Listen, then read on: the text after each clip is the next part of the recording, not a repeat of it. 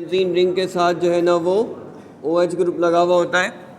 ये हमारे पास क्या कहलाते हैं, फिनोल्स। ठीक है, जिनके अंदर कम से कम ऐसे तमाम मॉलिक्यूल जिनमें कम से कम एक पार्ट ये ज़रूर लगा हुआ हो, फिनोल्स कहलाते हैं। ठीक है, अब बेटा देखो फिनोल्स के बारे में। First prepared by Runge, melting point is 41, boiling point 182। Phenol को देखो कार्बोलिक एसिड भी कहते हैं, याद रखिएगा ये कॉमन नेम। अब ये बेटा देखो इनके नॉमेनक्लेचर के अंदर फिनोल का तो है, जैसे इसके बाद देखें ये 3 आइसोमर बड़े मशहूर हैं, इधर याद रखना। देखो ये जो है ना, ये जो हमारे पास मॉलिक्यूल है इसको क्या कहते हैं, इसको कहते हैं 1,2-डाईहाइड्रोक्सी बेंजीन कहते हैं, या फिर इसको ऑर्थोहाइड्रोक्सी फिनोल भी कहते हैं। और इसके 3 आइसोमर हैं। देखो ये क्या कहलाएगा, ये क्या कहलाएगा, ऑर्थोहाइड्रोक्सी फिनोल। इसी का एक और अगर इसी का एक और आइसोमर देखें तो क्या होगा, और इसको उसको कहते हैं कैटिकॉल। कैटिकॉल इसका कॉमन नेम है। इसी का एक और आइसोमर यह होता है कि इसका मेटा आइसोमर होता है, याद है आपको।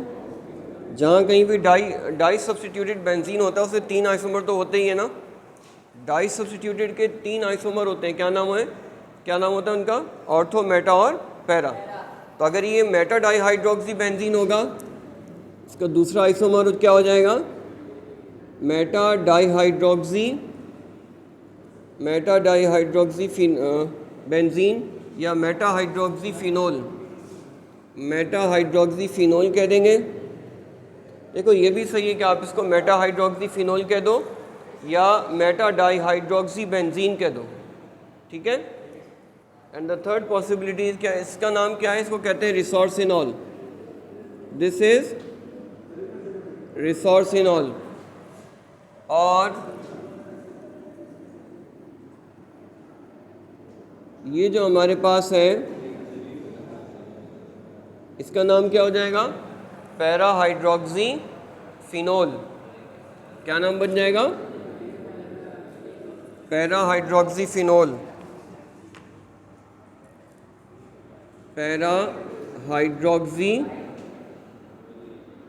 Hydroxy phenol. और इसका एक और कॉमन नेम, इसका जो कॉमन नेम है वो है हाइड्रोक्विनोन। ठीक है, अब ये तीनों के तीनों एक दूसरे के आइसोमर हैं। इसको स्टॉप कर दो।